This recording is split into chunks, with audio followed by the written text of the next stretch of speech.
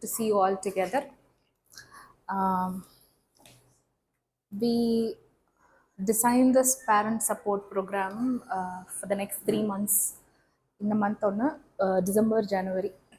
We wanted to let you know about how this session, toddler environment, and one major focus is toileting, which seems to be the need of the hour, and also vision of TTC that we wanted to have.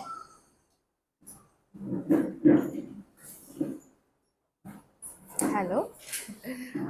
So that we wanted to communicate. So that's how this program is designed.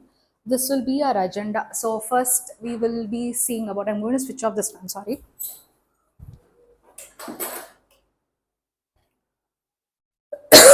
This is the agenda of today's session. We'll see what Montessori is about. How did the Montessori education system formed, and how, and in particular, we'll be seeing around about the toddler environment. What is the core of toddler environment? That is order, routine, and independence, freedom with boundaries, and then our belief system, our vision, TTC's vision as an extension of Montessori.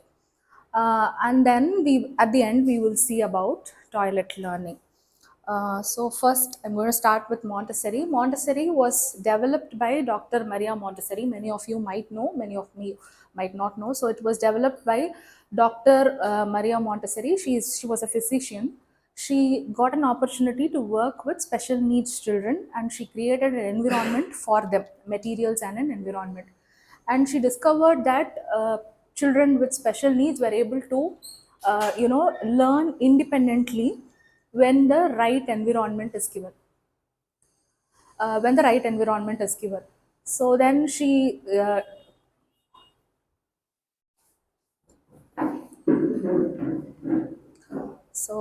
before I continue further, the water dispenser is at the back.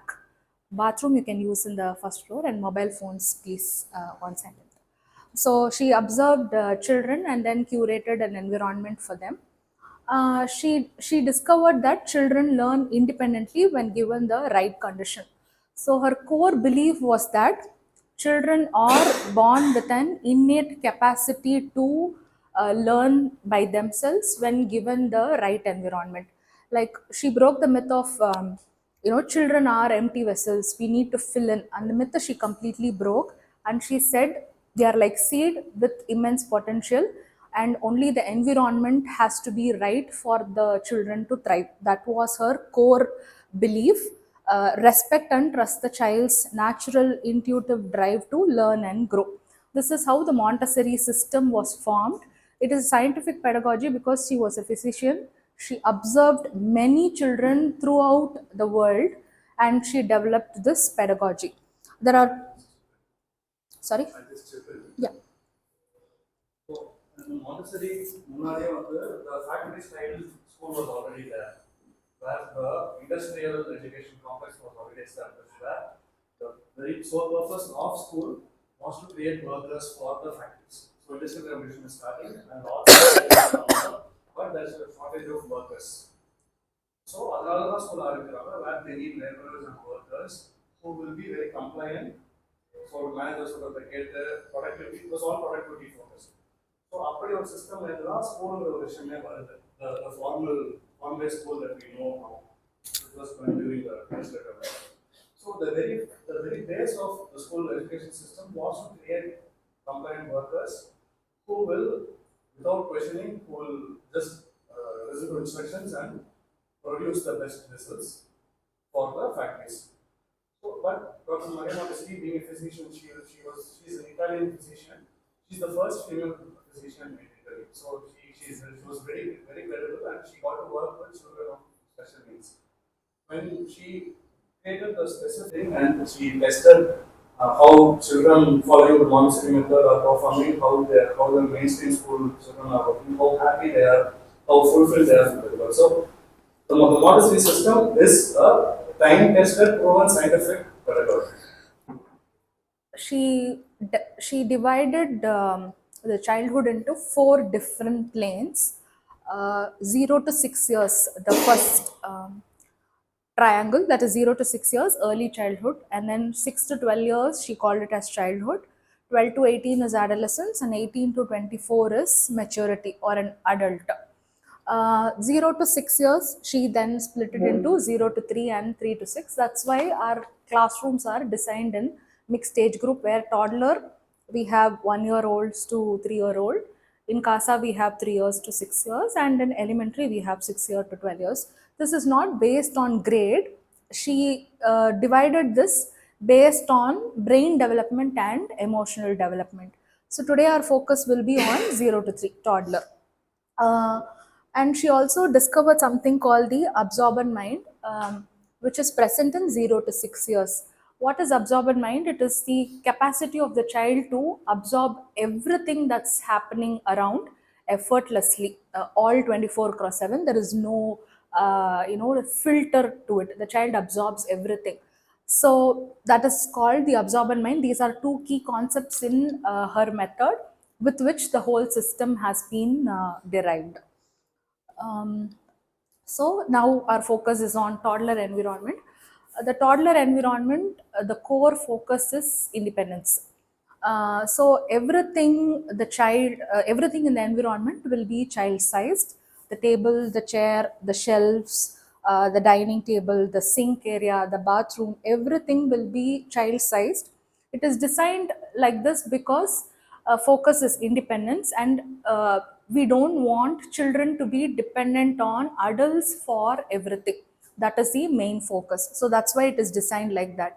So it encourages independent action and freedom of movement. The environment will basically be divided into 3 4 areas. One is practical life, which is again divided into care of self and care of environment.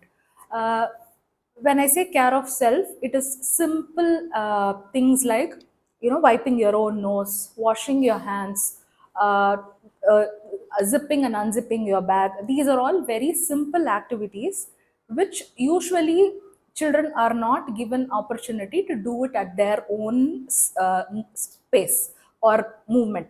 So that is care of self. And care of environment is again washing vessels, washing clothes, taking care of the community. Food prep is also a major part of care of environment. These are again done at the child space, where mostly children will not be given an opportunity, because here the end product is not perfection. It is about how they do it. The process is the most important thing. So that's about practical life. We have manipulatives. A tour of the environment will be given at the end, where you will be able to see these materials. Manipulatives like, matching, sorting, all that, which will help the child develop logical reasoning and problem solving. And then we have language, which again has materials, which is basically to develop conversation with real words. uh, Movement, the freedom to move is always there for children, because they are not forced to sit in one place. Movement is very important for them, so the classroom is designed in such a way that they move freely within the community. So this the whole environment is prepared for children, so that they can be independent. That is the main focus. Um, so why is it designed like this? That's the next question. The primary focus of any toddler at that age is development of self. When I say development of self, what I mean is the toddler does something and identifies the impact that he has caused in the environment. That is called self. So each material is designed in such a way that the development of self is what is that word, facilitated. So இப்போ crayons ரொம்ப simple material crayon. I move my hand and I make colors. I play a drum, I play a xylophone, I make music. Trumpet, I blow air and it makes music. So everything, I am there, I am doing something and I am causing an impact. So this is called development of self. So everything is based for development of self. The child's guiding question throughout that stage is, what can I do on my own? what can I do it on my own without the adult's help? That is the guiding question of each toddler. So independence is the central focus to Montessori. That is why it is designed in such a way. Everything a toddler does is work. It's not like only when they work with materials it is work.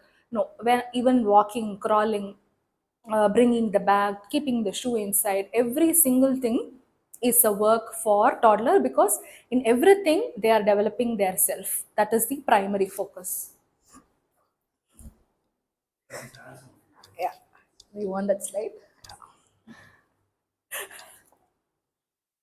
So இப்போ வந்து this and where a newborn child பார்த்தீங்கன்னா when you look into their eyes, uh, we won't be able to feel the sense of self. இப்போ நம்ம கடல்ஸ்க்கு ஐ அப்படின்னு I know I exist. So children when they are born, such an environment is given, such opportunities are given. The I in this world, where do I fit in this society? How do I impact this world? So that sense of self is what we carry throughout our world. Even now, each of us have varying levels of sense of self. We have beliefs about ourselves. Uh, good, good, bad, negative, positive. Alarming, we have beliefs about ourselves. That's the sense of self we're talking about. So to build the child's sense of self so that when they are 15 or 20, they feel they have a good image of themselves, self-esteem or self-confidence or what can we do to make sure they feel good about themselves when they go out on the when after 18, after 12 or after 18 months, till around that age on it will be me. After that, it will be how can I impact the world? How can I contribute to the world? How can I find my space in the world so that I can make the world a better space? So, but the foundation on the positive sense of self. So, but there is nothing that we have to specifically do other than to just follow the child because they themselves are working on building their sense of self. இப்போ வந்து ஒரு எடுத்து ஊத்துறாங்கன்னா ஒரு அடல்ட்டோட expectation வந்து on the first try it should be perfect. But that perfection will happen in the 200th time. We have the space and conviction to let the child go. Every time they go, we have to clean it up. That's home environment. But this prepared environment and the prepared adult for the purpose to let them do it their way, make the so-called mistakes. There are no mistakes. Pouring water is part of trying to learning to how to pour. So every time they pour, they tell themselves this is not the way and I have to do it differently. The guide is not going to tell us no. The child knows that the end result is the water should go into this vessel, but instead it is going down and they will self-correct. That self-correction is also a very important part of development of self, where someone else doesn't have to tell me that I am wrong. They know that this is not what I want to do, but I am practicing and practicing over and over again, and I come to a point where I feel confident about what I am doing. So this is the core of the Toddler, the prepared for Toddler.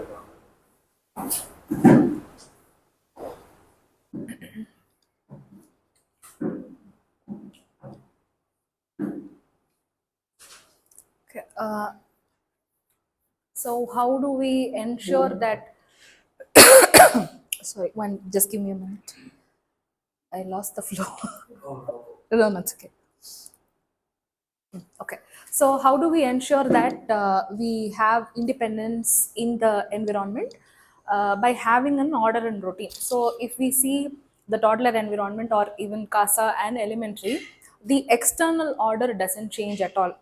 If the materials are arranged in a particular way, it will remain the same. It will not change at all, because that external order gives them an internal order. So when that, what does that internal order do? That gives them the predictability, because they know exactly where to keep their bag, where to put their shoes. This material will be available here. This water dispenser is available here. They know that because there is no change, and that gives them the predictability. And predictability is always necessary for the child to feel safe. So order and routine is very important part of a Montessori environment. That independence is built step by step. Like the independence is not expected out of the child on the first day. So when the child comes in, it is very slowly built in every step, so that they become completely independent in doing whatever they do. A work cycle will also have an order and routine. There will be work mats. So they'll take the work mat, unroll it, keep the material. They choose the material on their own. There is again independence. They choose the material, they keep it on the mat, they work, they put the material back, and then they roll the mat and put it on the basket. So this work cycle is established throughout the, each day for each child, so that they get their independence at some stage. So we don't give instruction to a toddler. They are not capable of listening to an instruction. இது எடுத்து இங்க வை அப்படின்னு சொன்னா they are not capable of listening to it. So what we do is role model.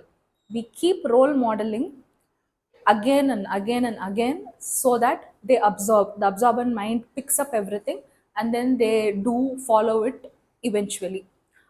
So that's a complete work cycle, and we are trained to slow down to their uh, slow pace, because each movement we do it very slowly. Mat roll pandrona, we move it deliberately very slow, so that their absorbent mind can pick up that, and then their body coordination is also uh, trying to do the same thing. Their mind may pick up, but their body is not yet ready to do it in our speed, so they do it very slowly, absorbing our movements. So this is order, routine, and independence. So when parents, a very common question that is being asked to me is, if my child is in a Montessori environment, so does that mean my child can do whatever they want? Is that healthy? That's the question many parents ask me. So for that, the answer is freedom with limits and boundaries. So a true freedom will always have a boundary and limit. Without that, that's not called freedom, that's called abandonment. So true freedom true freedom will always come with boundaries. So there are only three boundaries that we follow here: no harming self, no harming others, and no harming the materials or the environment, anything surrounding them. So except for these three boundaries, they don't hear a straight no. Only when they do any of these three, we say no or stop. Otherwise, a toddler is not capable of processing an abstract no. So, what do we do when a toddler is doing something that is not accepted? We positive redirection. Say, for example, if a child is climbing over this table, instead of saying don't climb the table, we say floor on the ground. That is what we say. Basically, we see the do's, we don't say the don'ts at all, except for these three. And when I say boundaries, it has to be firm, kind, and KFC, kind, firm, and consistent. That's our rule. When I say kind, what I mean is, I know that I am trained that toddlers are impulsive. Toddlers will try thousand different things at a time, and I know that it is their brain developmental stage of being impulsive, and so I'm not going to react or be harsh to them. At the same time, when I know that it is not acceptable, I will say it firmly and consistently. Even if a child is going to climb the table for 100 times, my answer will always be foot on the floor, foot on the floor. So when we keep saying that, a child will also know, that child's brain will also know that, okay, even if I say it, if I do it 20 times, the adult is consistent in this, and at one point, they will stop doing it. So that consistency is very important. Uh,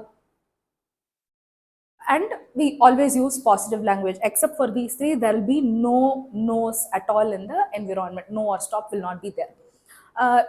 Family is the first community, and from that, school is the second community. That is how children come up.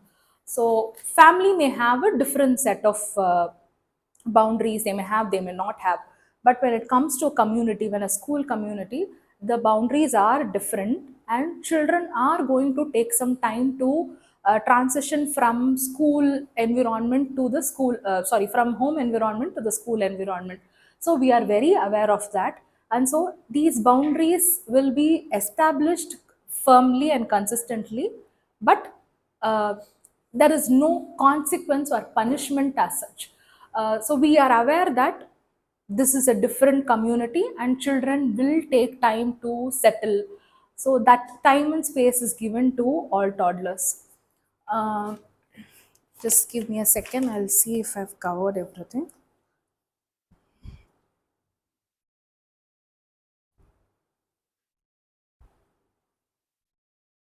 Yes, do you want to add something about boundaries? TTC's extension of Montessori, what our core vision and belief is in as an extension to the Montessori philosophy. For us, emotional safety is our primary focus, is our foundation. So, as many of you, as all of you know, when a new child comes in, we ask the parent to sit here. We take that attachment and detachment process very slowly, because first time school varanga, we want them to feel safe first to stay here and start learning. So the transition happens very slowly. A parent has to sit here. Um, uh, the child has to build a rapport with me. I'm the toddler guide, so they have to build a rapport with me. And then slowly, when the child is ready to stay along with us without the parent, we send the parent away and we gradually increase the time. Um, so if we link this to the, I would have always sent a guideline for all of you during that. If you see, I would have said one consistent adult has to wait. So if you link this to the order and consistency and independence, you would understand many of the points why we say what we say. We ask one parent to come regularly, we ask them to sit in the same place, because that all gives them that predictability and safety for them to easily settle. So that is why we insist on that guidelines as to why we are asking one parent to sit consistently. So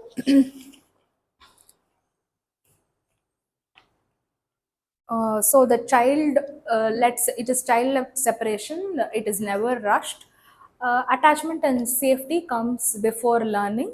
So predictability and connection gives the child a secure beginning. So the initial few weeks is all about the child developing trust on us and uh, feeling safe here. That is the first few weeks. This proven concept where until the child feels safe, learning brain centers won't get activated, because if they don't feel safe, they'll always be in survival mode, or they'll be in fight or flight mode. Which is really or they will freeze and they won't work on anything. So learning can happen only when the child feels safe, because that's how the brain is wired. So it's not just our personal conviction to feel safe before starting learning. No, they can't learn without feeling safe. But when such a transition period is not given for a child, what parents for 2 weeks, 1 or 2 weeks, settle ஆயிடுவாங்க. That actually it's not true settling. வேற வழி இல்லாம they resign to it. நான் என்ன எடுத்தாலும் என்ன யாரும் கழுத போடுறதில்ல, எங்க அம்மா அப்பாவும் என்ன விட்டு போடுறது. This is the truth.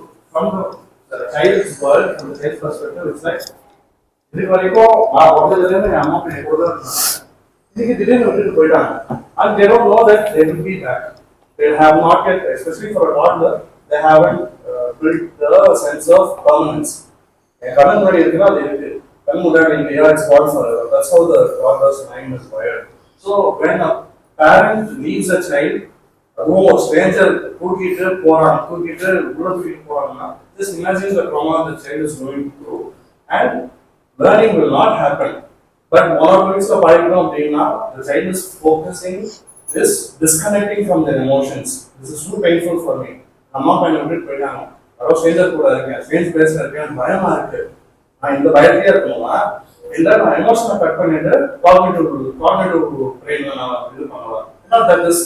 That is a coping up mechanism. So, but what schools and parents believe, it's not settled like that. No, that's not settling. They are focused. They are disconnecting from their emotions and connecting to the cognitive part of the brain. We don't want it. We don't want. So, we don't know how many of us have gone through the trauma of this disconnecting from our emotions and focusing on work. Our first separation from our mother will still have an impact on how we operate today. So that is how important this transition is. uh, Core for TTC. We don't.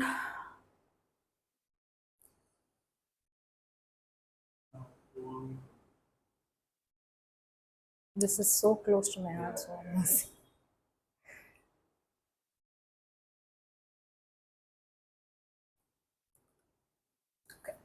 So respecting body boundary and consent, that's our core vision of TTC. There is no compromise for us in this. We don't touch the child unnecessarily.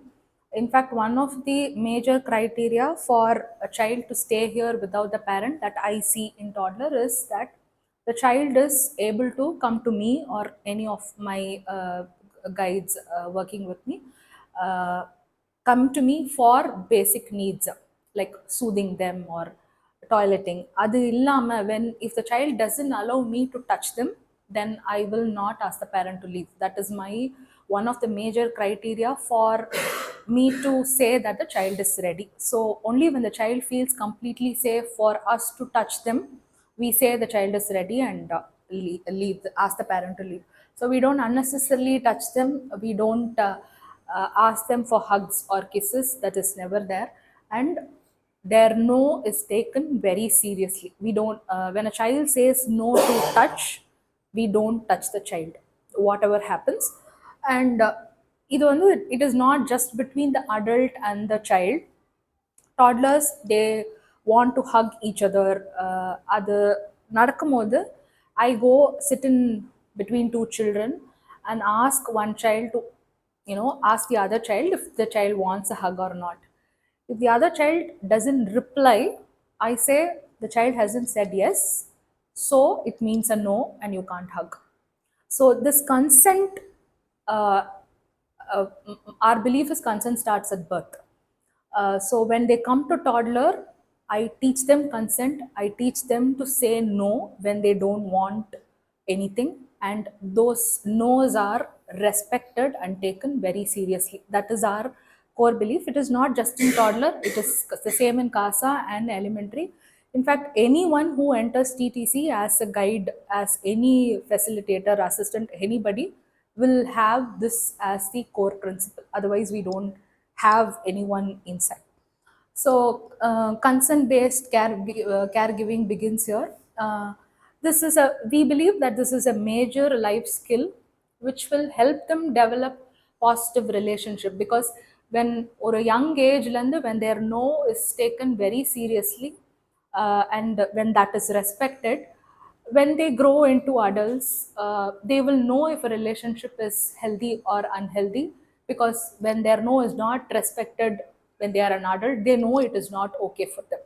And it is also going to help them in sexual safety, because they know that their body is their own, their body autonomy, they have that autonomy, and so uh, they will know what is unhealthy, and they have a space where they can come and talk everything about their fears. So this is our core principle. Do you want to add something?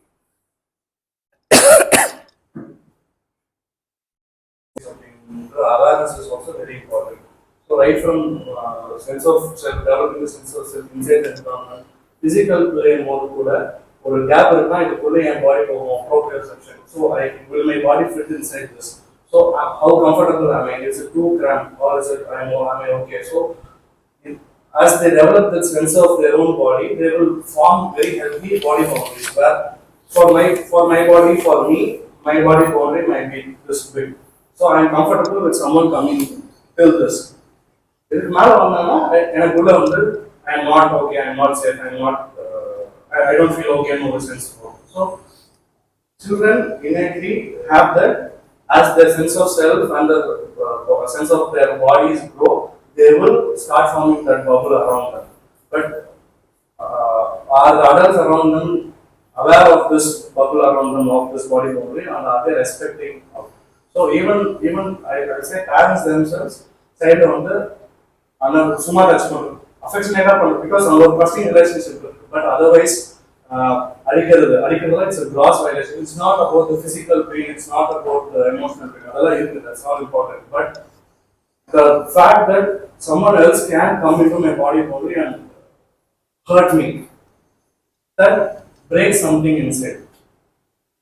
Truly saying, that breaks something inside, and for them to gain that integrity back, our body boundaries, integrity to gain from it is a very long process. We are all, lot of them, I'm just assuming, a lot of us are healing from our own body violations of being physical, emotional, or there are all sorts of violations. So it is very important for a child to have a very intact sense of body boundaries where this is me, this is my body, I am safe. அப்படிங்கிற ஒரு trust இருக்கும் இந்த world மேல. யார் வேணா எப்போ வேணா வந்து அடிச்சுட்டு போகலாம் அப்படின்னா what kind of child, what kind of life will the child lead? So lot of I work with children in a therapeutic capacity. I have listened to the stories of many child psychotherapists. Major issues are because of these violations of body boundaries. And more to the point of respectful relationships. So, body boundaries along with and sense of self, the way we treat children here at school and you at home is this is the way I deserve to be treated. This is the way my parents are treating me. This is the way the first community, really on the school community, in a respectful treatment. So, this is how I am. I deserve to be treated in more belief build up. Yeah. So 12 years வரைக்கும் இங்க இருக்காங்கன்னு வச்சுக்கோங்க. 12 years வரைக்கும் அந்த வீட்லயே கன்சிஸ்டண்டா அந்த மாதிரி you are being very respectful of their body boundaries and their autonomy அப்படின்னா that base is formed where this is how I believe to be. I believe I should be treated in a really form. But very outside world, be in the workplace or a relationship or a marriage, when that doesn't match and the respect for treatment there, they are being violative of my emotions or they are being abusive of my emotions or physical abuse, whatever kind of violations, they know that this is not okay because they have a benchmark to compare that experience with. But childhood when they parents who are not aware of all this and they have their own baggages or they have been brought up or unconsciously that is the only way they know how to grow their child. So for such children, they won't know how they deserve to be treated in by the outside world. So they will be very accepting of abusive relationships. They will be very accepting of violations because they don't know that they deserve to be treated better. So that is how important this body boundaries and the sense of self is. And emotional safety, of course, and sexual safety. The number one thing that parents and adults can do to save children from sexual abuse is consent and body boundaries, right from the beginning. Just go in front of a park, the mother is feeding the child, and the child has had enough, and the child moves their face away. The mother should respect that the child says no and stop feeding. But we assume that the child is if you keep overfeeding them, it's going to confuse their sense of body signals. Body signals. I have been fed, but discomfort I'm being fed. So I'm just digressing a bit. I think this is also important. When an infant is fed for comfort, even when they are not hungry, the relationship with food also changes. Where whatever discomfort, not just food. You need the discomfort. We find safety in food. Upset rice cream salty we have gone through a childhood where if we cry, we have to be fed. We were fed probably. So it leads to unhealthy coping. It's not wrong, but it's unhealthy. It's not ideal for us to rely on food for comfort. But there are so many other things that can be done alternatively.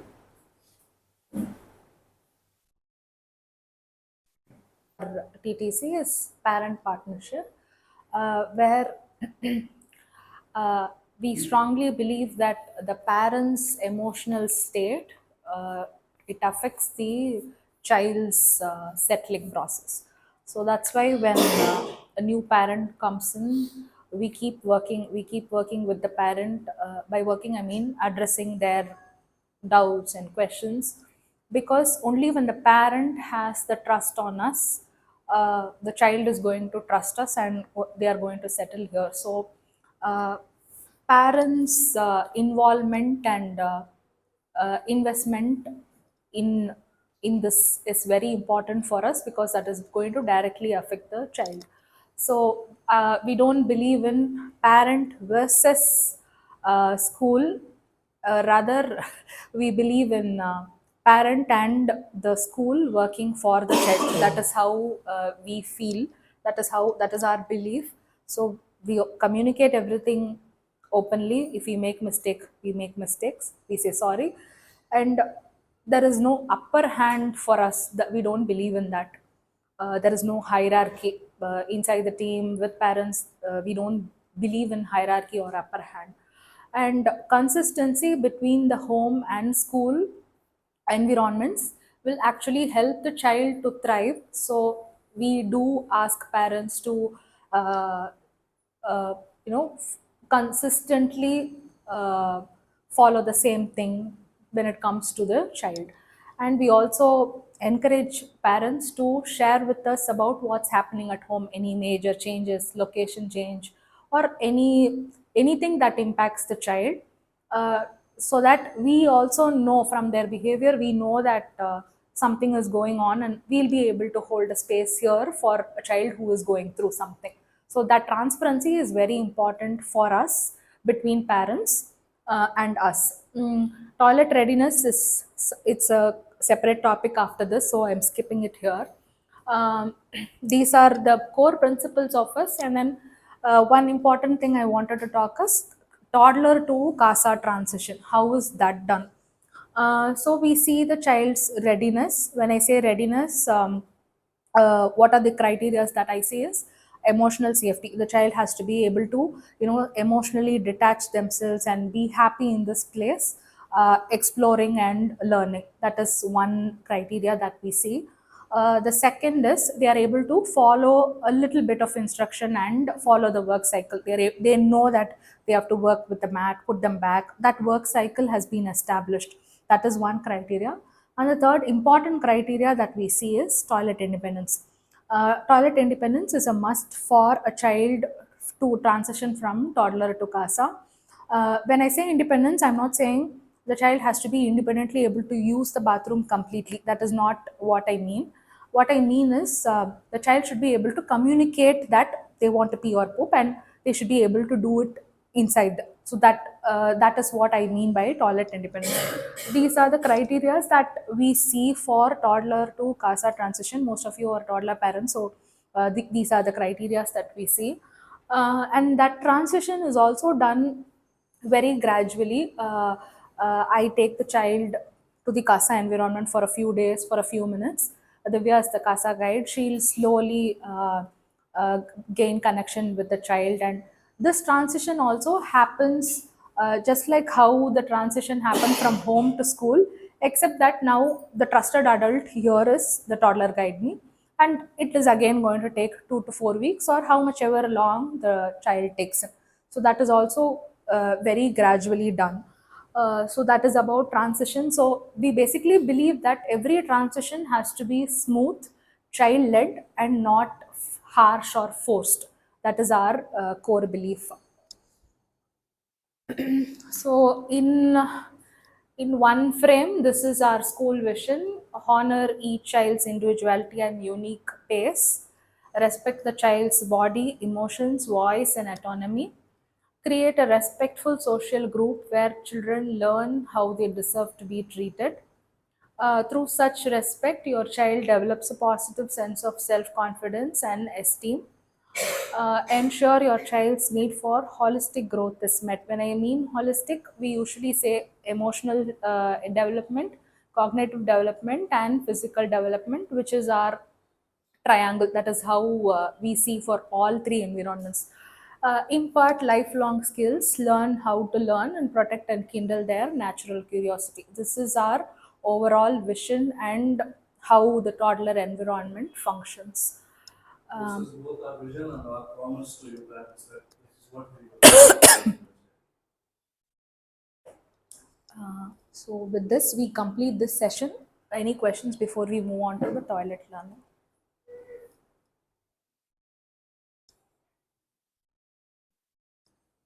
One question. You talked about redirecting behavior that we don't want to.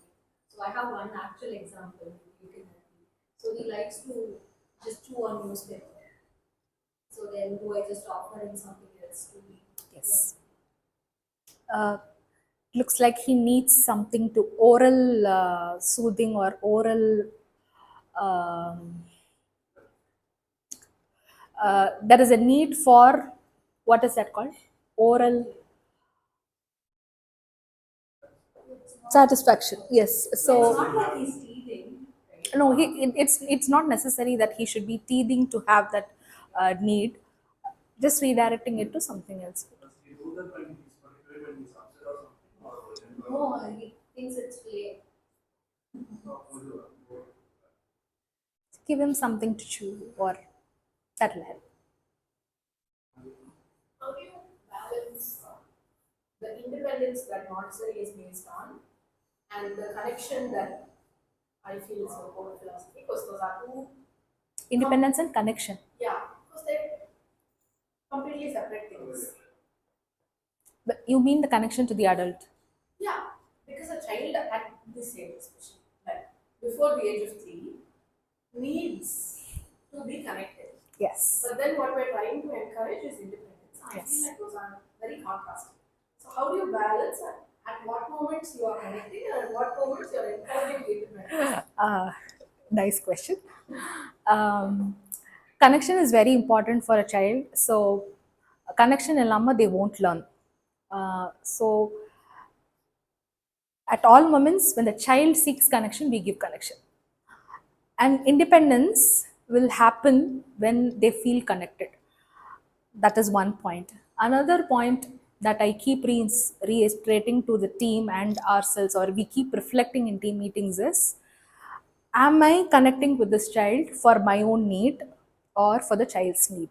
This is a constant question that we keep raising. When I figure out that I am connecting for my own validation, then I take a step back. Because that is when dependence is created. When the adult inside the environment seeks validation through the child's connection, then dependence start. When the adult is clear that my goal for this child is always independence, but I also feel connected to this child when I don't take the role of a parent and I am here only as a facilitator. When I am clear in this, that balance between connection and independence automatically happens. That's the core thing. Tell a parent to do. Parents shouldn't do that. Parent, Parents, is the connection with the child is for your own need, or is it for the child development that parent can say it will about be for the parents' need. There is no way you can separate that. But then you can be aware that the child has to become independent. இந்த இடத்துல I have to let go a bit. இந்த வாசல்ல வந்து விடும்போது அழுவாங்க, but I have to let go. She's லாஃபிங். அப்படிங்கிறது வந்து we'll have to. We watch this. She struggled. அவங்க பக்கத்துல உட்காந்துருக்கவங்களும் she struggled. So many people struggle, one person is still struggling to let go. So that is there, but on the இடத்துல you will have to bring awareness that this is the time I have to let go now, for my child to be independent. And that will happen only when you trust the place. If you don't trust the place enough, is my child safe here or not in தெரியாம, the parent will never be able to trust and let go of the child. So that's why we say we work with the parent, we work with the parent. So yes, it is Now, so what we do is we work with the parent because the child is ready to let go. The parent is not ready to let go. So அப்போ வந்து gets needed. Actually, 1 or 2 weeks the child settle ஆயிடும். The settling is the child should trust her and the space and the peer group. That is all is needed. But when parents are not ready to let go, அவங்களோட energy திரும்ப திரும்ப the child goes through another mind. They pick up on the mother's and father's energy. So something is not okay. And the trust in the phone, the energy they pick up and the transition gets longer. Most of the cases, we also went through this phase. We also took a long time because we were not ready to let go. I'm not saying it's easy, but I think it's important for us to be aware that to see the difference between is the child has the child developed the trust with the adult and with the place. அதெல்லாம் போறாங்க நீங்க some children are going to cry even on first day when you drop them they are going to cry, but that the cry is not a cry of trauma, it is resistance to change. and also emotionally going through that detachment, it is sad for them and they cry. What is traumatic is when the child is being let to cry alone on their own throughout the day. அது we don't do it at all. இப்போ நான் ஒரு சைல்டை உள்ள எடுக்கிறேன்னா, I will have another guide who has to take care of other children. My focus will only be, no, she's talking. My focus will only be on this particular child who is struggling to settle down or detach from the parent. So when an adult sits with the crying child and says, this is okay, Amma is going to come back, Amma is going to come back at 11:45 or whatever that is, the child will eventually settle because the child has someone to hold them. But what is traumatic is the child being abandoned. I try not to use that word because it's a very strong word.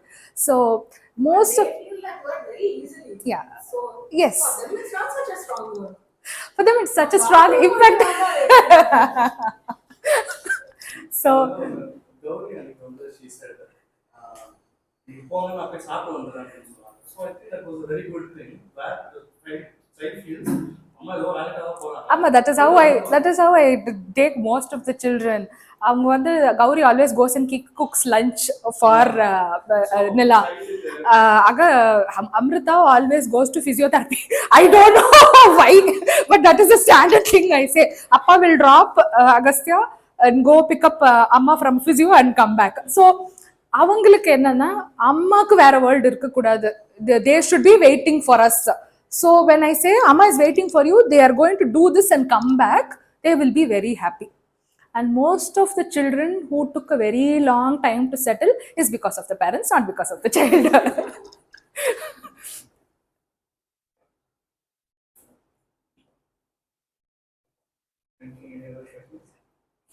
We have two new parents.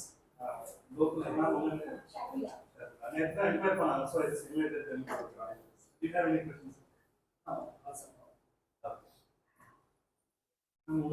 It looks like you have something.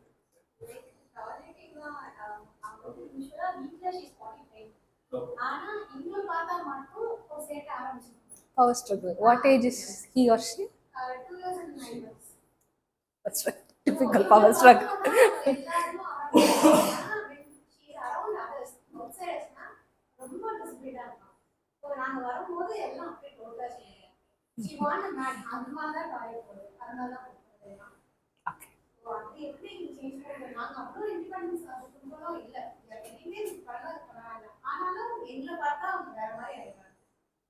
அது எப்படி தெரியல, office போயிட்டு வரது அந்த கேப்னால அவங்க feel பண்றாங்க. நான் வந்து கனெக்டடா இருக்கணும் அப்படின்னு நினைக்கிறாங்க. நீங்க சொன்ன மாதிரி அவங்க வேற வேர்டே இருக்கக்கூடாது, அவங்க மட்டும்தான் பார்த்துட்டே. That is their expectation. Yes. அதனால கொஞ்சம் டிஃப்ரெண்டா கிரியேட் பண்ணா நம்ம அவங்களோடே இருப்பாங்க, கனெக்டடா இருப்பாங்கன்னு நினைக்கிறாங்க. Toilet learning, we will see. Power struggle, we will see.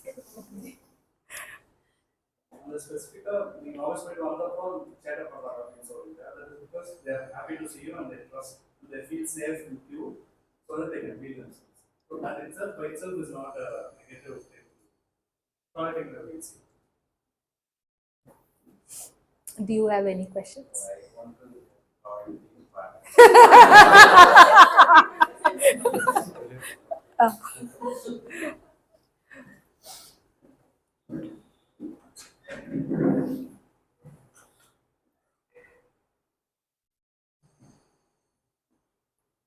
So we'll take a few minutes break. We thought it is the need of the hour. All toddlers and younger casa எல்லாருமே இந்த ஸ்டேஜில் இருக்காங்க. So we wanted to give you an overview of how toilet learning, we don't use the word training, we use toilet learning. So toileting is a natural organic process of human development. It's an innate process that unfolds naturally when we support the child's early bodily awareness. So many parents or many people believe that toileting starts late, maybe around 2 or 3 or 4 அந்த ஏஜ்ல தான் toileting start ஆகுங்கிறது. It's a common belief nowadays, but toileting starts very early. It's not a milestone at 3 or 4 because the body is ready much earlier. From infancy itself, the body is ready. So even 1-year-old toddlers feel that fullness in their bladder, or they have that sensation of when to pee and when to poop. They know that bodily sensation. They will be aware of it, and they will recognize wetness if they pee on their clothes. Should I wait for your? So when they pee, they know that their clothes are wet. They show elimination pattern. There will be a pattern. Each child will have their own patterns of holding capacity. That will be there, and they want to participate in that toileting process. That is a major thing in toddlers. They seek independence at the time, so they want to do that also independently, do the toileting process also independently. The body already knows all this at that age. Our role is only to support and not train. So why start early? Why do we start early around on the toddler time? Why do we feel we are saying we should start early is on the age the child will have a sensitive period for awareness. When I say awareness, அந்த டைம்ல தான் they will know இந்த இடத்துல நான் போய் இப்படி உட்காந்தா என் பாடி fit ஆகுது. ஸோ பாடி அவேர்னஸ், பாடி ஸ்பேஷியல் அவேர்னஸ் வந்து டெவலப் ஆகிற ஒரு time. So at that time they will also be very aware of their body signals. I am hungry, I want to eat. I am sleepy, I want to sleep. The brain keeps sending that signals and the body picks up. The same way, the brain will also send a signal that you have to pee. I'm feeling full, and the body will pick up. So that is a prime age, 1 year. And they also seek independence and order. They seek independence and order in everything that they do. So why not in toileting? That is also a part of their everyday life. So they will seek independence even in that. So what happens when we start late, 2, 2.5, 3, 4? And the age, what happens is there is already a habit formed with diapers. They have already formed a habit of wearing diapers, and that when we try to bring in toileting as without diapers, they resist that change. And 3 years வந்து they seek autonomy. When I say autonomy, நான் தான் பண்ணுவேன், ஐங்கிறது நல்லா establish ஆகிடுது. Sense of self ஃபுல்லாக develop ஆகி I will become their go-to for everything. I will do it my way. So that resistance is very strong around 3 or 4 years because sense of self has developed, and we are going against the habit that we have formed from childhood. So that is a very tough age to start toileting learning. So power struggle நீங்கள் கேட்டது வந்து I said power struggle. By power struggle what I mean is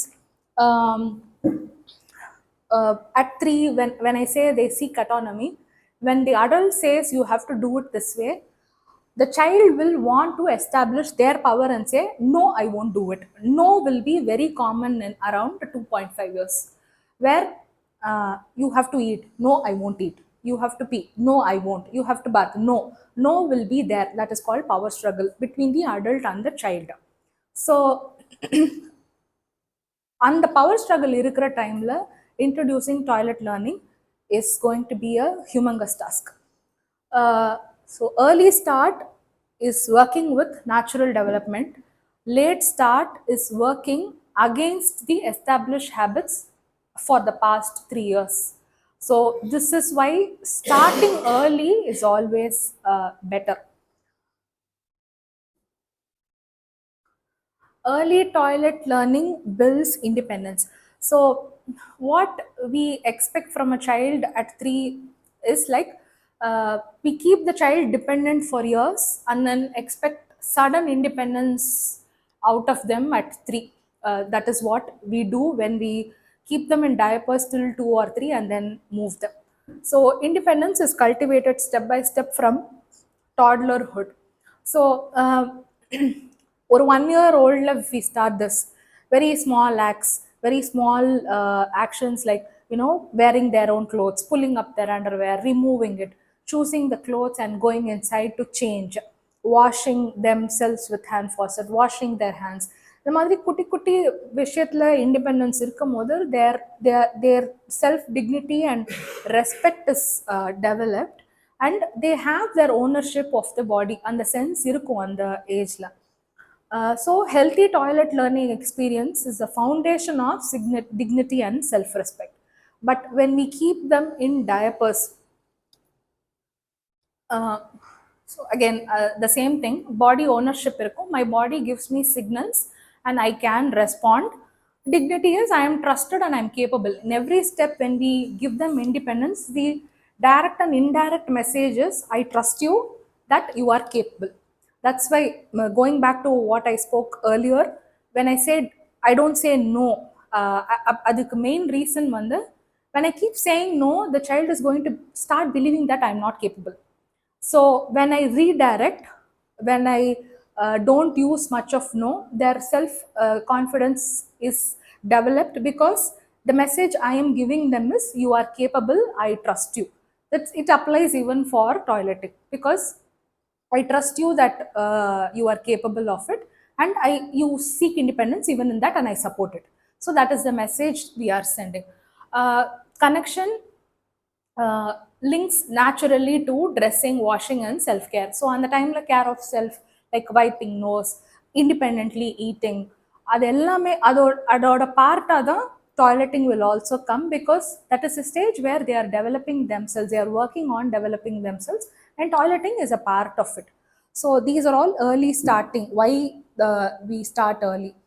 So what happens when diapers are used for too long? So this is not to shame or blame anyone, or this is a judgment free place. I am not judging anyone for this. It's just to create awareness of what happens, what is happening when we use diapers for long, so that we are aware of what we are ahead of it. So when diapers are used for a long time, that body signal becomes muted. So if diapers are very good at absorbing the wetness, so what happens is அவங்க எப்போ பீ பண்ணுறாங்க அது அந்த wetness எதுவுமே they will not know. So the body the brain sending that you know I am feeling full, my bladder is full அப்படிங்கிற signal வந்து it will get cut down. The body will not pick up, the brain will stop sending and the body will not pick up. So they will not know when to pee or poop and the body signal cut ஆயிடுது. So the child and when they are in diapers for a long time, they don't take responsibility for their own body. When the child is in diaper, the work is mostly done by the adult. So the child becomes a passive receiver. Diaper மாத்தி wash பண்ணி diaper மாத்துறது வந்து it is mostly the adult. So the child has no role in it. So adult takes full responsibility. So this habit becomes stronger because children get used to this comfort of dryness or not taking responsibility for their own elimination. And at some point, adults also become very used to this comfort because it is easy. Uh, when the habit is formed, அதுக்கப்புறம் break பண்ண try பண்ணும்போது it is going to be tough and it's going to be on a cycle. So when diapers are used long for a longer period, these are the negative effects of it, which makes toilet learning a very tough process for children. But when started early, it is a very natural, easy process. So on the power sharing பத்தி பேசணும் இல்லையா? So one important part வந்து when their body opens, be the mouth or the hands, they have to believe that they own the body and they have to they need to have the autonomy to choose when to open their body. So that's why force feeding is very I will say I use the word violent to force feed a child because it's violating their body boundaries, forcing them to open their mouth and then feeding. So similarly, toilet training வந்து force பண்ணியும் R punish பண்ணி accidents ஆகும்போது punish பண்ணி பண்ணும்போது என்ன ஆகுதுன்னா they can show their power at that age only by controlling their own body openings. So they will retain stools as a show of power. நீங்க பூ பண்ண சொல்றல, நீங்க ஃபோர்ஸ் பண்ற, you are violating my autonomy. Because that's the only thing they can control. They can control you, they can't control the environment, but they can control their own body. We have had so many children who have constipation issues. Doctor கிட்ட போய் check பண்ணி டாக்டரும் மருந்து கொடுத்தும் சரியாகல because the cause is not physiological, it is psychological. So the children who have this power struggle with their children in the context of toilet learning, they will become anal retentive. They will hold schools to just prove that it's not just to prove, it is their last ditch effort to have some sense of self-control over their body. So they are not doing it to show you I am powerful. They're doing because that is the last thing that they can do to preserve that sense of sense of self-control over their own body and sense of autonomy. That's what they do. So without the psychological implications, that's even a word for this. Freud says it's anal retentive personality. It becomes a personality in itself. Anal retentive personality, casual slang வந்து என்ன சொல்லுவோம், uptight னு சொல்லுவோம். A person is uptight. It means they are very perfect. They aim towards perfection. They are afraid of making mistakes, and even the severe scale, severe side, obsessive compulsive behaviors will start showing up when this anal retentive personality comes up. That in the laptop routine, they will feel the world is okay. Things it is out of order and something is going to happen. And I'm exaggerating in the end of the spectrum. So that need for control, it all stems from the lost sense of autonomy as I said. So, you may control everything, your body can control everything, your body openings are control that. So the world is not under my control. I will spend the rest of my life trying to fix the world so that I can feel good about myself and I can feel safe and in control. But that is a lifelong pursuit that is never going to happen. It is very important as children I want all of us to understand how important it is to have a very smooth, positive, collaborative experience with the child. The aim is not to stop them pooping outside the bathroom. It is to develop their body signals, awareness of their own body signals, give them back the power to choose when they want to do it in a collaborative way, do it in a very kind and consistent manner.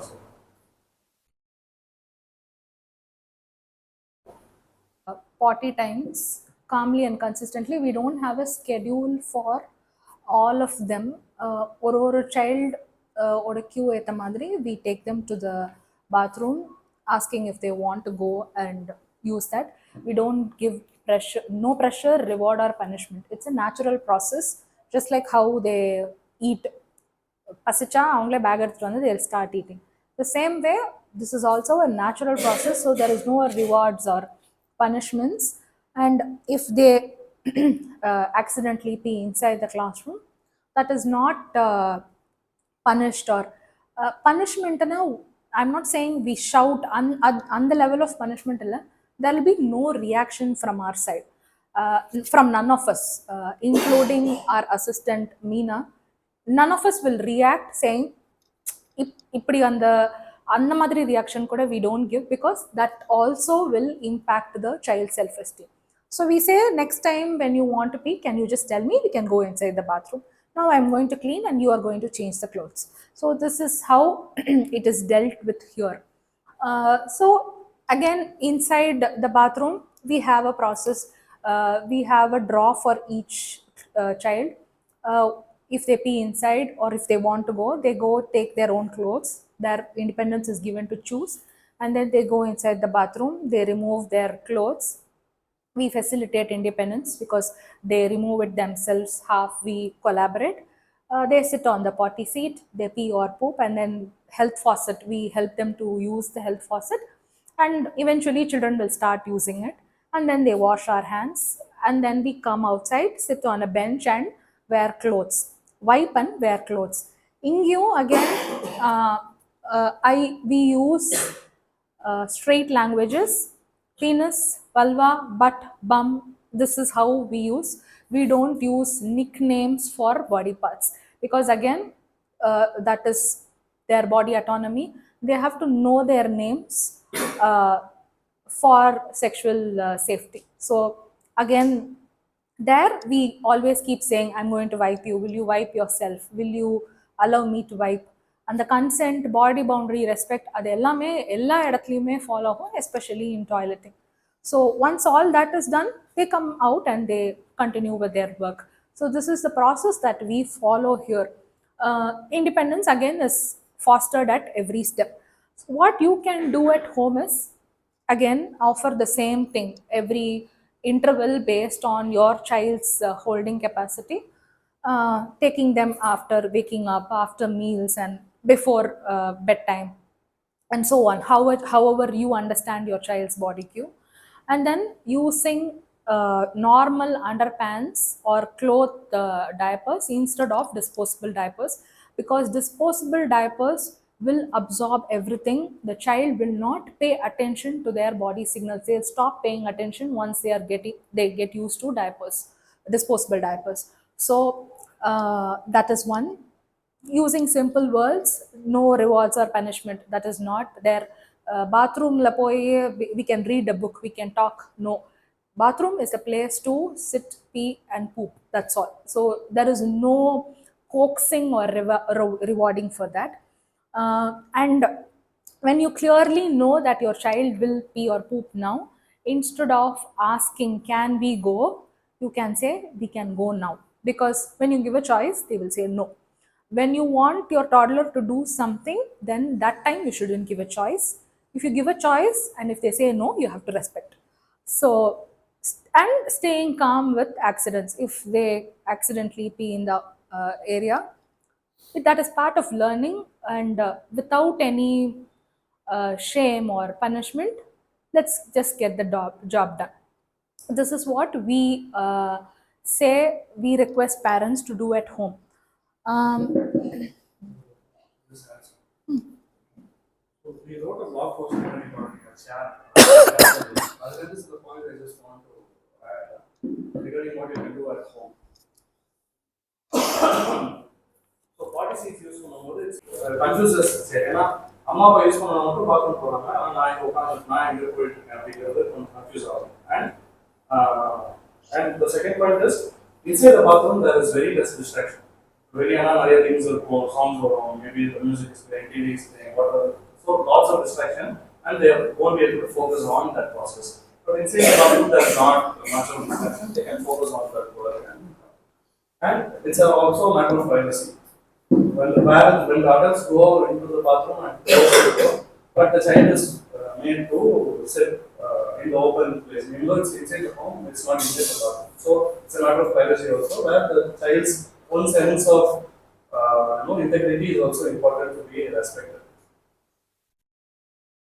Actually, the easiest, when we start early, the easiest way to help the child use the toilet is to role model. The mother or the father can actually use the bathroom in front of the child, even though it might not be appeal, it may not appeal to a lot of you, but it is actually the easiest way to role model. And you can tell the child, I'm going to go, and you can go use the do your business with the door open. Maybe close the bedroom door or whatever you need to do to have your own privacy. If you are comfortable, it is okay for your child to witness you using the restroom. It is actually very easy, and they will want to use the restroom. They will want to model, imitate what you are doing, and it's one of the very simplest way to start when we start learning. Of course, when they become more 3 years there, we can't take children inside the bathroom. So if we start early at 1, we mothers and fathers can do that. Many mothers would have done it, தனியா இருக்கும்போது there is no other choice. What else do we? They don't allow us inside the bathroom. They keep knocking, so that naturally happens. Families where such a situation happens, the children actually learn Quicker. And in Kuda, when the adults have to use the restroom, we let the children know, now I'm going to use the restroom, because they know, we also, the children also have to go up the other. Of course, we don't take the children inside this platform.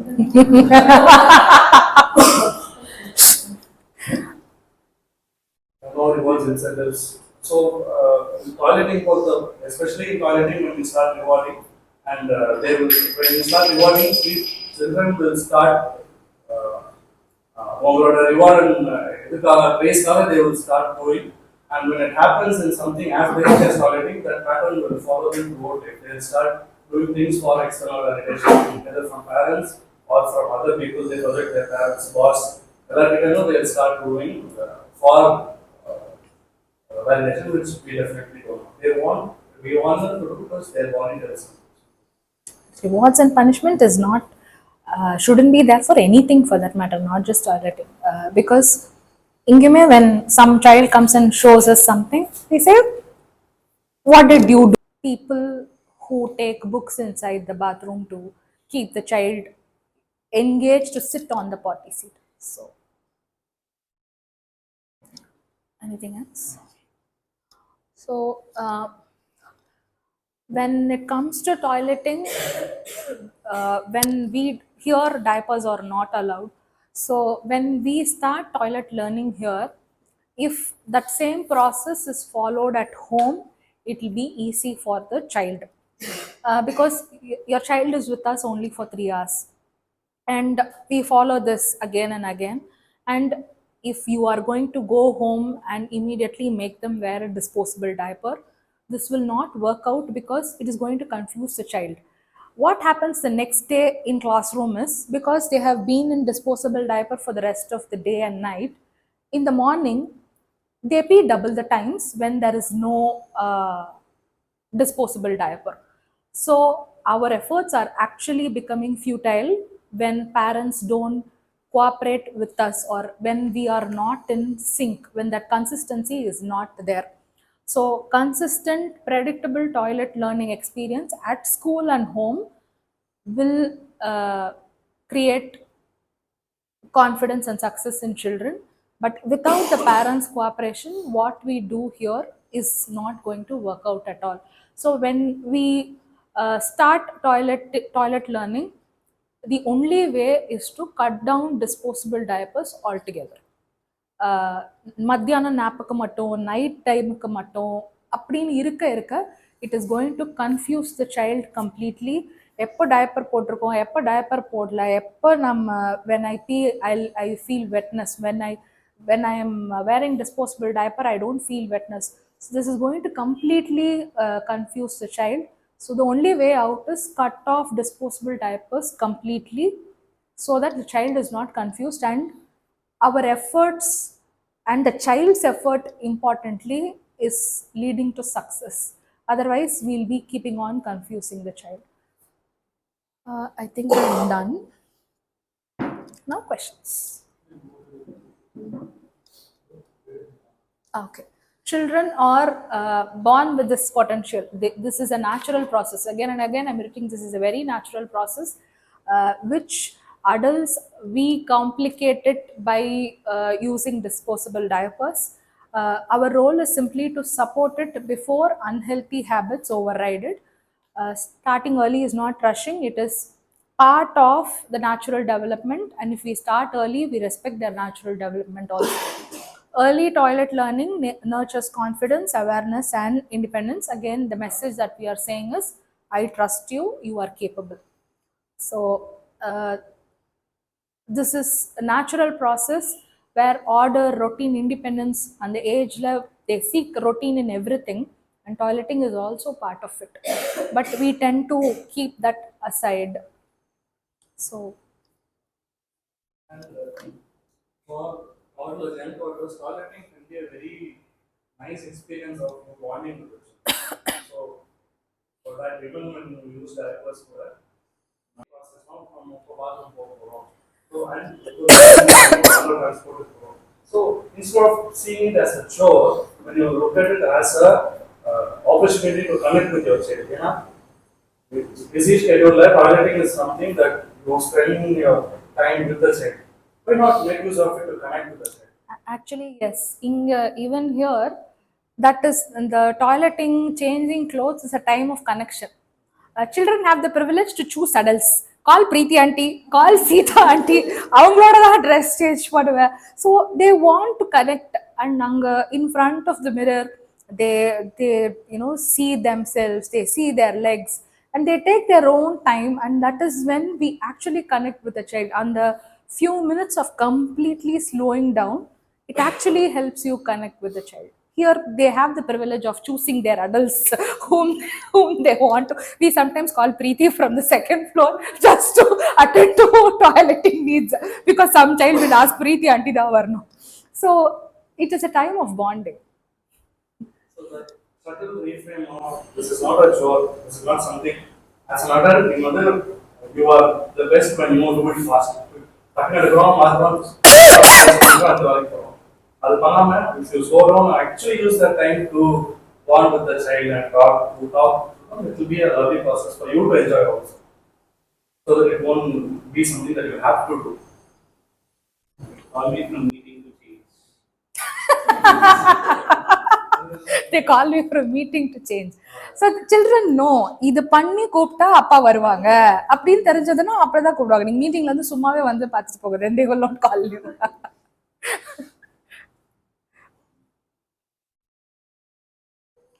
What do we do when they ask for diapers just for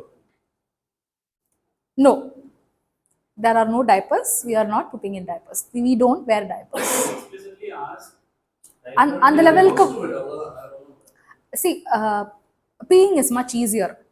Pooping வந்து அந்த சென்சேஷனே அவங்களுக்கு ஒரு ickiness கொடுத்துடும் when diapers are used for a long time. I see many parents saying this. The child is able to capable of saying when they want to pee, but poopக்கு my child uses only diaper. The only way out is there are no diapers. We are going to poop inside the toilet.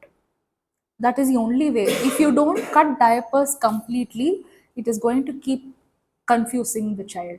So on that level, you have to establish that boundary and say there are no diapers. the sooner you stop diaper easier it is for you. For you and for the child. இன்னைக்கு stop பண்றதுக்கும் ஒரு 1 month stop பண்றதுக்கும் the amount of effort you put to complete the process. See, it's a huge task. Nighttime stop பண்ணும்போது, when you are used to it, nighttime stop பண்ணும்போது, their sleeping cycle will change, your sleeping cycle will change. It will be chaos. It will be chaos. But the sooner you do it, the easier it is. The And if it rains, it becomes even more chaotic. if it rains, yeah, I know. It is chaotic for us also. 8 பேர், we have 8. And during It's a major part of the work cycle. So it's a very slow process. Choose பண்ணி போயிட்டு but நாங்க ஒரு ஆளு toileting மட்டும் தான் பண்ணுவோம்.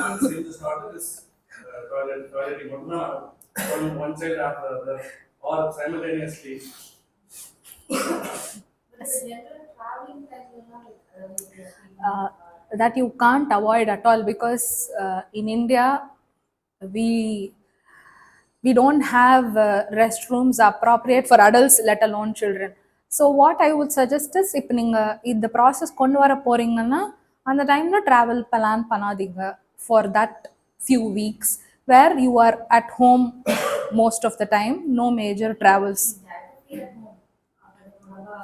Very நடுவுல ஒரு நாள் travel பண்றோம் and we are If the, diaper free at home and toilet learning has happened, then one day diaper will not affect.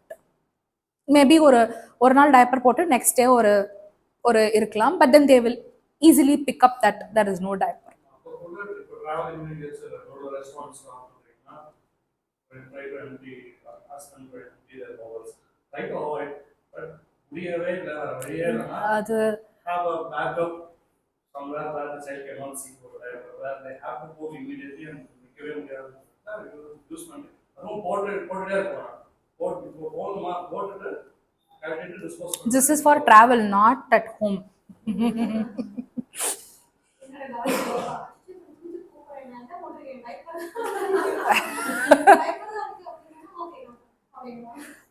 அப்போ she is still aware, even though usage of diaper இருந்தாலும் she is still aware of her body signals, so it is better to completely stop so that இந்த கன்ஃபியூஷனே வராது. He won't go poop மட்டும் he won't go inside bathroom. Stop diaper, stop. Diaper use பண்ணிட்டு he will go in panty and then he won't go அப்படியே உட்கார்ந்து இருப்பான். Then he tells எனக்கு clean பண்ணி விடுங்க முடிச்சிட்டு I will let you go. You that time you come near me. அதுவரை he will ask us not to come near him.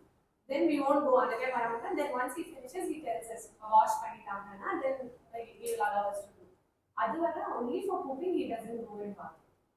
With a pee he tells, poop also he tells. That time he tells வா நம்ம பாத்ரூம்ல போய் உட்காரலாம் சொன்னாலும் பாத்ரூம்ல போய் உட்கார்ந்தோடனே he never goes. Then he takes time அவனுக்கு எப்போ வருமோ அப்போ போயிட்டு எங்கிட்ட சொல்லணும். He is 3. Yeah. Power struggle இருக்கிற time, so this is going to take your boundaries to establish. இல்ல உள்ள போய் தான் போறோம், we don't do it in pants. Another way which might feel like punishment for many of you, but another way is natural consequence. Instead of you cleaning, collaborate with him also to wash his own pants, because it is his body elimination, and he is responsible for it. This is not punishment. Punishment is different, natural consequence is different. Every action will have a consequence. So you இப்போ அவங்க சாப்பிட்ட தட்டை அவங்க wash பண்ண போடணும்ல, the same way you can ask, collaborate. I'm not saying you should ask him to completely do it. Collaborate. You are going to help me with washing your pant and whatever that process is. Yes, or we are going to do this together. That's the best way. Another boundary set பண்ணி this has to be followed consistently. If it's the poop time, no, they say no, you shouldn't force them. So he says Or he wants take to him to poop the so bathroom, let go to the classroom. If he's very clearly saying he wants to poop, then you have to take him inside. He's saying no, but then you know. How are you asking him if he wants to? Sometimes he. Body language with it. Appa you can take him to the bathroom. Appa no, go on now. So if you are sure that his body levels வந்துச்சுன்னா take him inside. Don't give an option. இப்போ போறோம் அப்படின்ட்டு take him inside. Even if he doesn't do it, it's okay. Let him come out. திரும்ப keep taking him. ஒரு பாயிண்ட்ல தெரிஞ்சிடும் உள்ள நம்ம போகாம அம்மா விட மாட்டாங்க அப்படின்னு தெரிஞ்சா they will understand that this is the boundary. இதெல்லாம் because it is 3 years power struggle. What's worked for me, because also refuses to come in the bathroom, is say எனக்கு போணும். And like I have my adult size seat and we have this body seat in the bathroom. So நான் போறேன், நீ அங்க உட்கார்ந்துக்கோ. At least it gets him into the bathroom without him losing his mind. So he enjoys on the flesh panel, a chair or the day he has to go stand. Other he enjoys completely. Only for pooping is the struggle. Yeah. He's okay with going to the bathroom. On the age you will have to say that you are going to poop inside the bathroom and take him inside if you are very sure of the body signal. நான் சொல்ற concert பாடி boundary வந்து it is applicable but இந்த ஸ்டேஜில் வந்து it has become a power struggle. So இந்த இடத்துல நீங்கள் you will have to insist on that boundary that you are pooping inside the bathroom. அது தட்ஸ் த பேலன்ஸ். ஒரே ஒரு சாய்ஸ் எனக்கு daughter accompanying can be used. அம்மா கூட போய் தான்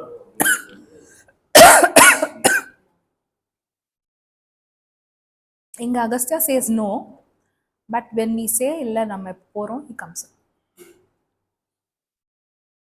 Obviously, means his father. It's also Okay.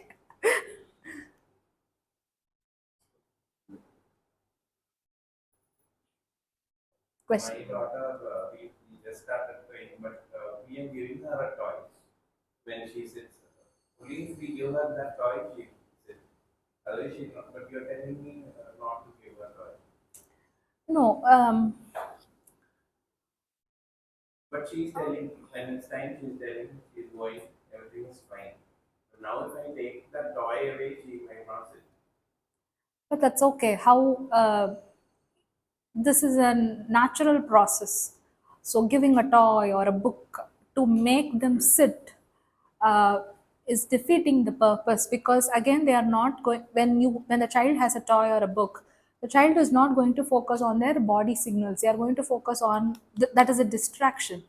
So it defeats the purpose. So then that coming inside and sitting is for the toy or because papa is saying it But is. she actually goes off. What kind of toy is it? It's Music and no. Something it's like a shower. It's like a small tub with shower. So water keeps flowing. She's very happy. Oh, okay. Water Light it over. Yeah. And there are some fishes which she can fish. Fishes are Distraction toy தான். இப்போ you brought her in here, she didn't have any toy, she didn't refuse, so how do you see that? no for PE it's okay. For pools it's very different. Now it's already part of the cycle. You don't have to remove it from the whole cycle. Maybe you can keep it outside the bathroom saying, bathroom போயிட்டு முடிச்சிட்டு வந்து we are going to Gradually stop it. gradually. You can't one day suddenly pull it off, you can gradually stop it. And we also celebrate after.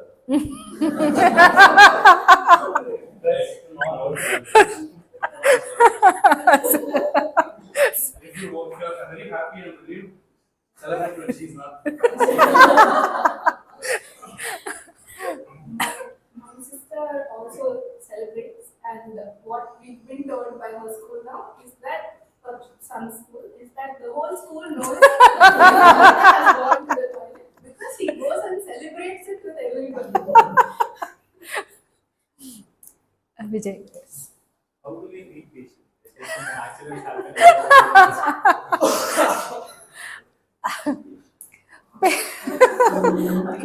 For you it is especially I understand. When I first kid, now I feel it.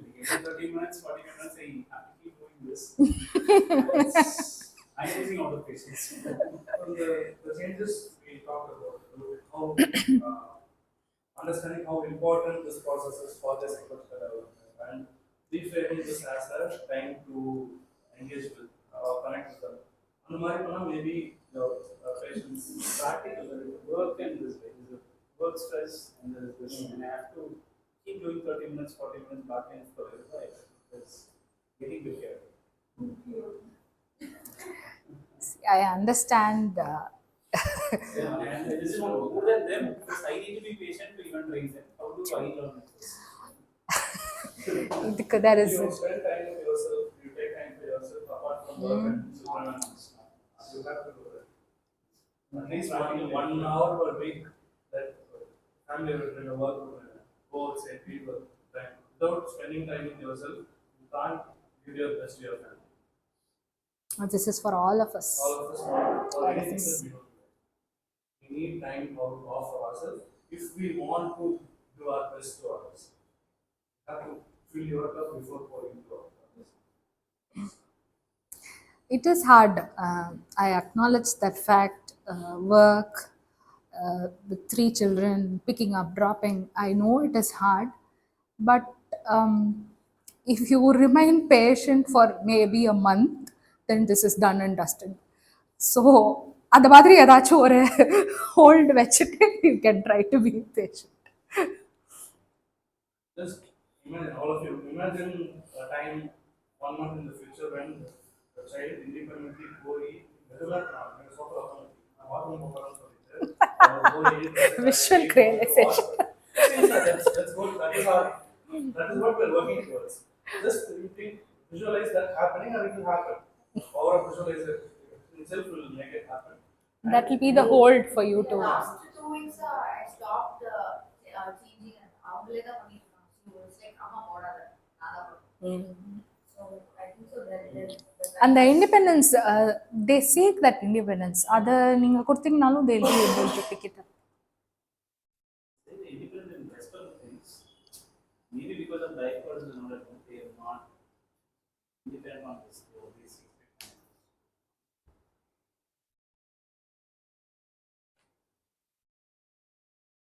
This is for you to maintain patience. What, like, find what for a few minutes will calm you down. Like for me, like when Agastya started coming here, I realized he wasn't going inside because I was stressed. So I started sitting outside and I would start saying slogans in my mind because that rhythm keeps me calm and I'm focused on that. I'm not stressed about what I'm doing. So, like sing a song in your or whatever it is to Distract others.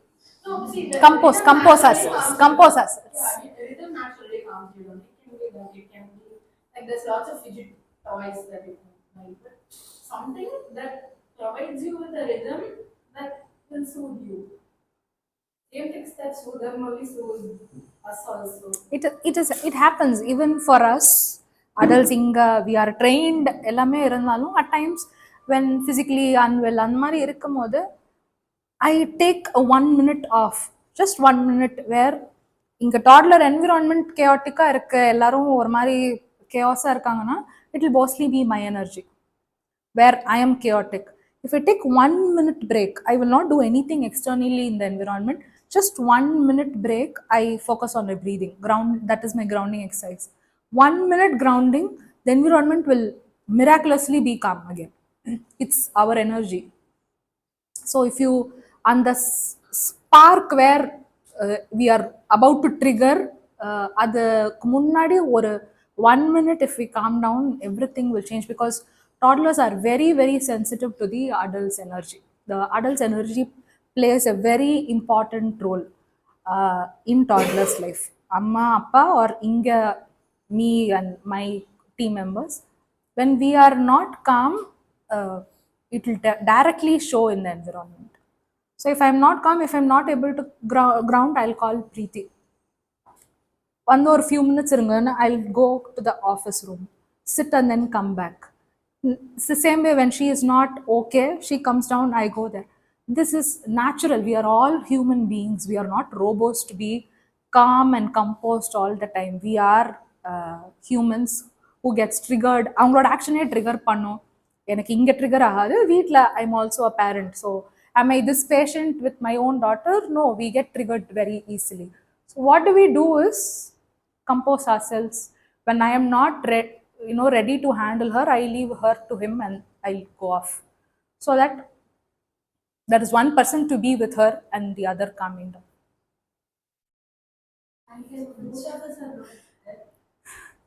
That's chaos. We have to accept that fact that it is going to be chaotic because today both of us are humans. We are not capable of composing and you should just let go. When I know she is Triggered. not triggered, I will compose myself. And when she knows bike road, I just tell bike ride for so good. She knows. Even though she might not be at the best, in her best shape, she will compose herself and. Our aim is not to do 100% every day. Some days it is only 20%, and that's okay. We are all parents, we are all humans. So we know if he says he is going for a bike ride, I know he is not okay. So ரெண்டு பேரும் கிட்டே போக மாட்டோம். When I say I'm going for a car ride, he knows that I shouldn't be approached. So this is our code word for us. I ride, he rides, I drive. So that seems to calm us. Went out. போயிட்டு வரும்போது I am able to be more calm with my daughter, be more present with her. And that's what they need a calm presence around them for them to feel safe. If I'm high energy, anxious and or home or trigger, my daughter is actually they'll feel unsafe, which we don't want her. There are days when both of us are triggered, not able to calm down. அன்னைக்கு chaos தான், ஒன்றும் பண்ண முடியாது. 20%. Attunement ஒரு concept how as a parent, the one thing that we can do and we should do is stay attuned to our child's environment. So research and many important child psychologists say 20% of the time your parent attuned are the form of child. Rest of the time they can manage. So a day, say it's 1 or 2 hours of attuned time with I'm sitting with you. No agenda, nothing. I'm not going to teach you anything. I'm not going to try to train you on anything. I'm not going to upskill you. I'm just going to be with you without any distraction, absolutely present. I'm here and now with you fully. Or start with, if not for 2 hours, start with 15 minutes. Office illa, phone illa, room illa. 15 minutes on Google. And the 15 minutes of complete presence and attention for the child. For 3-4 hours, they will hold that. So we don't have to. There is a myth that for me, child could attend immediate child could hear. No. If you actually stay present for 15 minutes, say every 3-4 hours, or 1 hour per day, if you are able to put in that presence time, you don't even have to be present at home. Office going people, office going morning or 1 hour, half an hour, evening or 1 hour, half an hour. Just stay with the child. The child will live through life holding on to that half an hour. But the quality of your presence for that 15 minutes, for that half an hour, for that 1 hour is what will give them the whole, that will anchor them down in their own safe space inside. I think that is very important.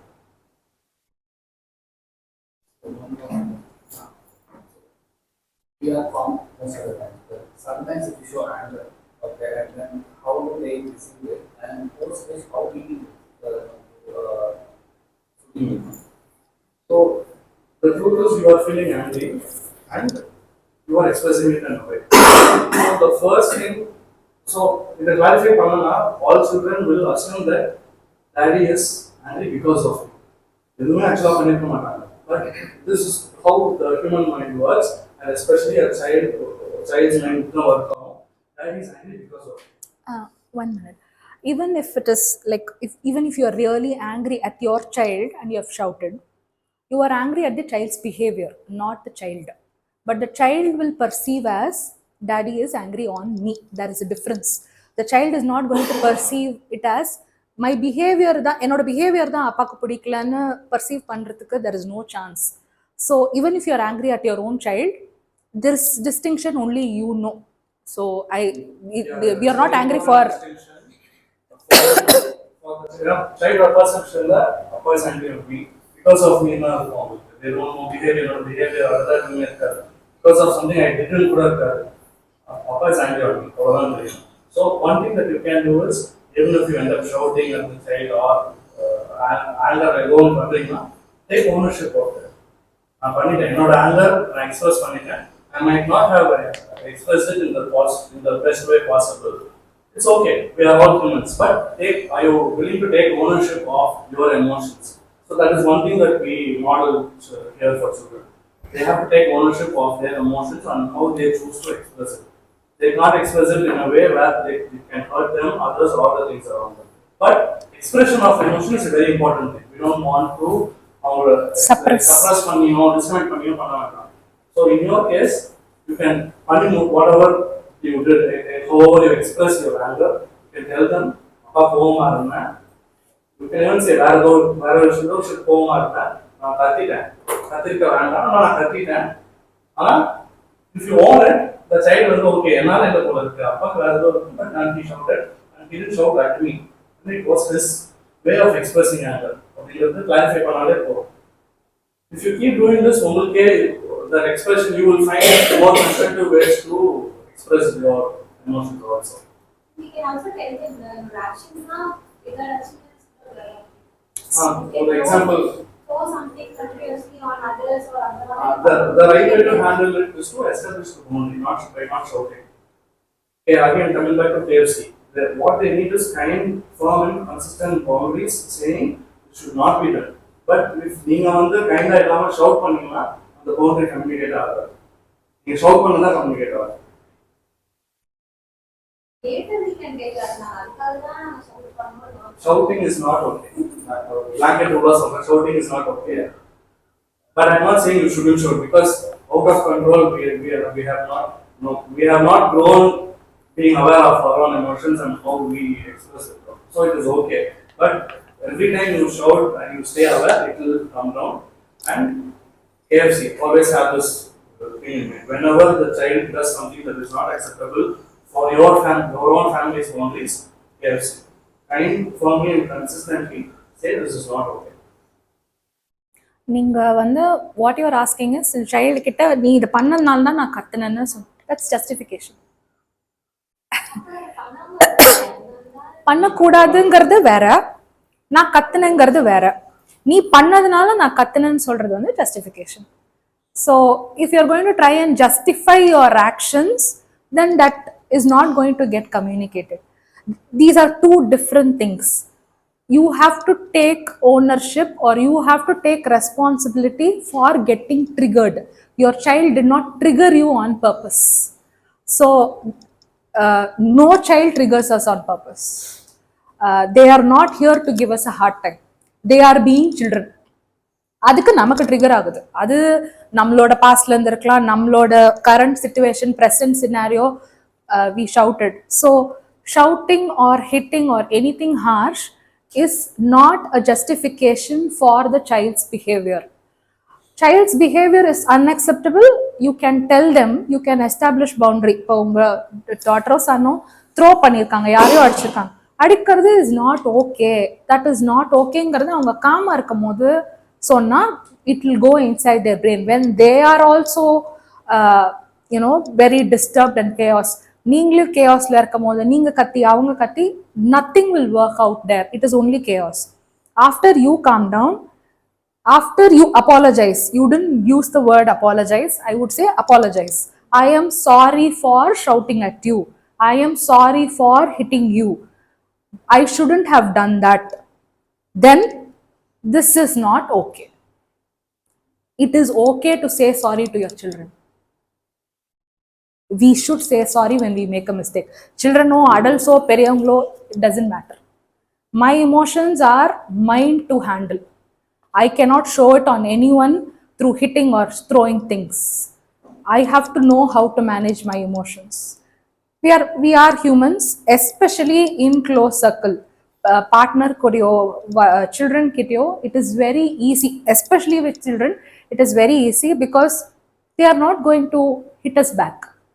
They are powerless in one sense. So it is very easy to say that. But it is not okay. That is justification. You have to apologize. Taking ownership of boundaries also, and connecting both boundary and this. So even as adults, from some stories, life stories that I have heard, the child is made responsible for the parents' emotion because the parents were not able to regulate their emotions. So the child becomes responsible. நான் அம்மாவை கோவப்படுத்தக்கூடாது, நான் அப்பாவை கோவப்படுத்தக்கூடாது, and the child takes the responsibility of the inability of the parents to control their emotions. It is a huge burden for the child. Even as adults, I'm sure some of us we feel responsible for our parents' happiness, for our parents' peace. No, it is their life. We have our life to handle. This is where we draw the boundaries. As adults, when you ask boundaries, you need clear boundaries between your emotions and your parents' emotions. Let them handle. They don't have the skills to handle their emotions, to regulate themselves. That is their problem. I'm not asking to be compassionate or harsh. Compassionate or harsh, but please give it back to them. If you had, as a child, if you are made responsible to regulate your parents' emotion, it's a huge burden to follow. And that is in line with what you are saying. So if you throw your emotion on the child and then you are responsible for regulating, another regulate பண்ண முடியல இந்த emotion. So I am throwing it on you. I'm sorry to say கொஞ்சம் harsh இருக்கும் or blame பண்ணுறதுக்காக நான் சொல்லல. But for you to understand that it is your responsibility to handle your anger in the way you see is constructive. But if you put it on the child, if you're saying, என்னால் regulate பண்ண முடியல, you should regulate it for me. It should be opposite. The child is not able to regulate, they come to us, we share our calm and we co-regulate with them until they have the skill of self-regulation. For 10 years, 11 years, 12 years, actually self-regulation is very we need to co-regulate for them and we need to share our calm with them for them to feel safe and calm. But if it's the opposite way, the child will grow up with a huge burden on their head saying, it won't stop with you. நாளைக்கே வேற relationship போறாங்க, வேற circle, வேற social circle போறாங்கன்னா, ஐயோ நான் இவங்களை கோவப்படுத்த இவங்களை நான் ஆஃபன் பண்ணிடுறேன். They can't be themselves at all. It's like walking on eggshells. It's like walking on eggshells all the time, not knowing if நான் என்ன பண்ணா people around me will be happy. They lose their own self. That is like what is very important even for adults. But we are starting at a very early age. Child they know where their boundaries are and what they are responsible for. So a child for whom the boundaries very clear where no one shouts at them. நாளைக்கே புது school ஏதோ போறாங்க, யாரோ shout பண்றாங்கன்னா அவங்க ஆக்சுவலா impact ஆகாது. ஏதோ கத்துறாங்கன்னா நான் பாட்டுக்கு என் மேலே பார்த்துக்கணும். They will have that inner calm and inner strength because they have the boundary has been modeled for them. Respect has been modeled from throughout their childhood. Actually, in fact, if someone shouts at them, but we can trust that it's going to impact in a totally different way. I'm sorry if I was harsh or anything. I just want to be frank. Anything else?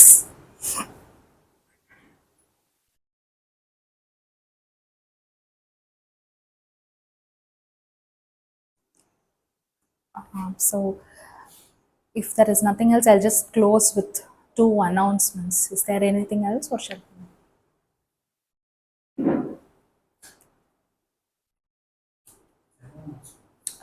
8:30 to 12 toddler time. For children. Sync.